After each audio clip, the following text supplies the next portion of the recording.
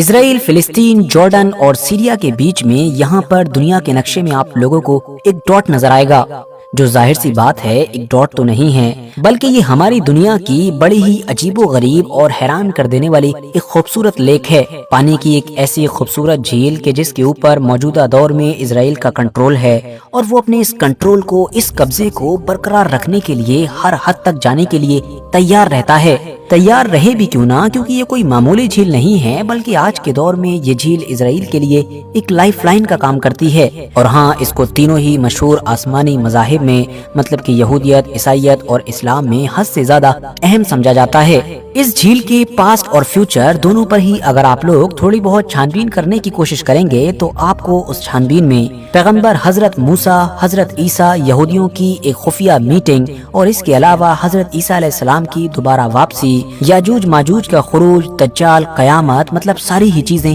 نظر آنے لگیں گی۔ اس خوبصورت پانی کی جھیل کی لمبائی لگ بھگ 21 کلومیٹر جبکہ اس کی چوڑائی 13 کلومیٹر کے قریب بتائی جاتی ہے۔ یہودی لوگ اس کو اپنی عبرانی زبان میں عام طور پر یم کناریت کے نام سے پکارتے ہیں، جبکہ عرب اور مسلم دنیا میں اس کو بحر تبریہ کہا جاتا ہے، اور ہاں، جبکہ انگلش زبان میں باقی دنیا بھر میں اس کو عام طور پر سی آف گیلیلی کے نام سے جانا جاتا ہے۔ دوستو، اب اگر سب سے پہلے یہودیوں کی بات کر لی جائے تو ان کی کتاب تورات کے مطابق جب سینکڑوں یا ہزاروں سال پہلے یہودی ارض مقدس میں داخل ہوئے تھے تو تبریہ کے مشرق و مغرب میں جو مختلف علاقے تھے وہ ان کے الگ الگ قبیلوں میں بانٹ دیے گئے تھے۔ خاص طور سے جو نفتالی اور زبلون نام کا قبیلہ تھا وہ اس کے سب سے قریب میں آباد ہوا کرتے تھے۔ تلمود کے اندر اس جھیل کو نعمت کی علامت مانا گیا ہے، مطلب اس جھیل کی جو مچھلیاں ہیں، جو پانی ہے، یا آس پاس کی جو ہری بھری زمین ہے، اس سب کو خدا کی ایک بڑی نعمت قرار دیا گیا ہے۔ جبکہ بات کر لیں عیسائیت کی تو عیسائیوں کے مطابق یہی وہ جھیل تھی کہ جس کے اوپر کسی دور میں کرشمائی طور پر حضرت عیسیٰ علیہ السلام چلے تھے،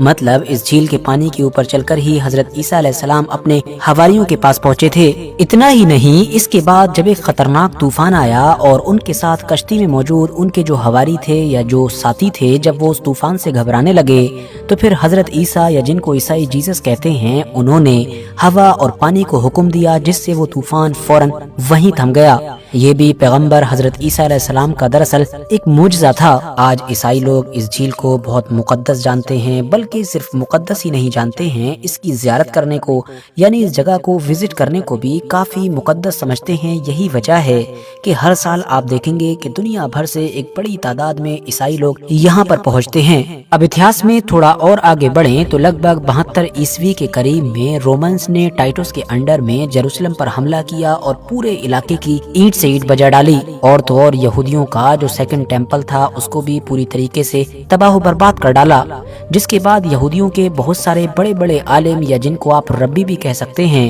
وہ اسی جھیل کے پاس ہی میں موجود ایک شہر تبریہ میں اکٹھا ہوئے، جہاں پر ان لوگوں نے ایک بڑے لیول کی میٹنگ بلائی، اور پھر یہودیوں کے انہی بڑے بڑے اسکالرز یا آپ کہہ سکتے ہیں کہ بڑے بڑے ربیوں کے ذریعے سے ان لوگوں کی تالمود نام کی وہ کتاب یہاں پر کمپلیٹ کی گئی کہ جس کو یہودیوں کے قوانین، مطلب کہ یہودیوں کے لاس کی کتاب کہا جاتا ہے۔ اب اگر مسلمانوں کے پرسپیکٹو سے بات کی جائے تو بالکل شروعاتی دور سے ہی یہ علاقہ مسلمانوں کے کنٹرول میں آ چکا تھا۔ اسلام میں دراصل اس جھیل کو قیامت کی ایک بڑی نشانی کے طور پر دیکھا جاتا ہے،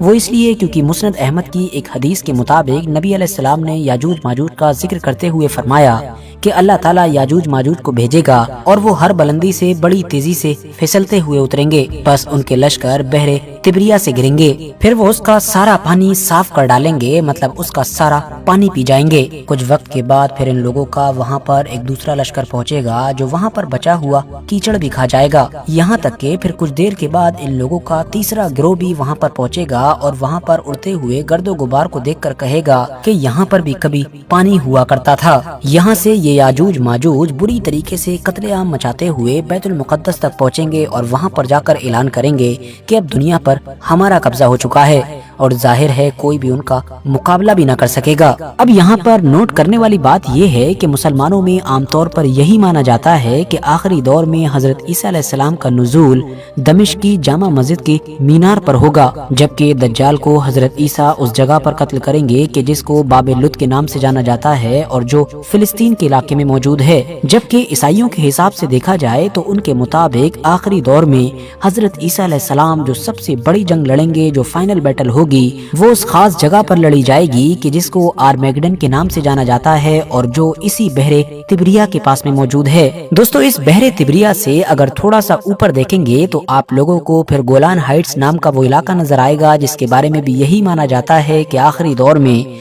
ये दज्जाल की तरफ से किए जा रहे बहुत सारे खतरनाक कामों का मरकज होगा। मतलब ये कह सकते हैं कि दज्जाल की बहुत सारी गलत एक्टिविटीज का ये सेंटर होगा। वैसे तो गोलान हाइट्स नाम का ये जो पूरा टुकड़ा है, ये जो पूरा इलाका है, ये कानूनी तौर पर सीरिया का है और पूरी दुनिया इवन यूनाइटेड नेशन भी इसको कानूनी तौर पर सीरिया का ही मानता है। मगर फिर भी 1967 से ही इस पूरे इलाके पर इजराइल ने कब्जा कर रखा है और किसी भी सूरत में वो इसको छोड़ने के लिए या फिर इस मामले में कोई भी सौदाबाजी करने के लिए तैयार होता ही नहीं है। तो कुल मिलाकर आखिर में हम ये नतीजा निकाल सकते हैं कि ऐसी बहुत सारी चीजें इसी बहरे तिब्रिया या फिर गोलान हाइट्स के इस इलाके के आसपास ही में मौजूद हैं कि जिनका आखिरी दौर में हजरत ईसा अलैहिस्सलाम या फिर याजूज माजूज और दज्जाल वगैरह से सीधा कनेक्शन है। बाकी बहरे तिब्रिया के बारे में हम लोगों के लिए ये चीज जान लेना भी जरूरी है कि इसके पानी का खुश्क होना, मतलब इसके पानी का कम होना भी दरअसल कयामत की सबसे बड़ी निशानियों में से एक निशानी समझी जाती है और उसकी वजह है आखिरी पैगंबर हजरत मोहम्मद सल्लल्लाहु तआला अलैहि वसल्लम की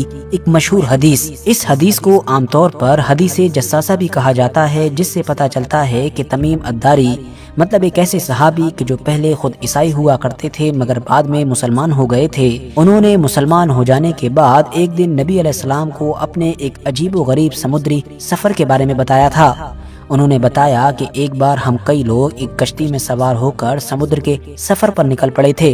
कई दिनों तक लगातार सफर करने के बाद हम एक टापू मतलब एक जजीरे पर पहुंचे, जहां पर फिर हमको एक बड़ी ही अजीबोगरीब मखलूक मिली जो हम लोगों को फिर अपने साथ लेकर एक गार में पहुंची। वहां हम लोगों ने एक बहुत बड़े और अजीबोगरीब इंसान को जंजीरों में बंधा हुआ देखा। उस हद से ज्यादा बड़े इंसान ने हम लोगों से पूछा कि अब बहरे तिब्रिया का पानी कैसा है। इस पर हम लोगों ने जवाब दिया कि बहरे तिब्रिया में अभी भी काफी पानी है। इस पर उसने कहा कि एक वक्त आएगा कि जब बहरे तिब्रिया का पानी खुश्क हो जाएगा, मतलब सूख जाएगा और तभी फिर दज्जाल का खुरूज होगा, मतलब कि दज्जाल की इस दुनिया में एंट्री होगी। और तो और एक लंबी गुफ्तगू के बाद उस बड़े से इंसान ने ये भी बता दिया कि दरअसल वही दज्जाल है। तो कुल मिलाकर इस मशहूर हदीस से क्लियरली ये पता चलता है कि बहरे तिब्रिया के पानी का सूखना सीधे तौर पर दज्जाल के इस दुनिया में आने की एक निशानी है।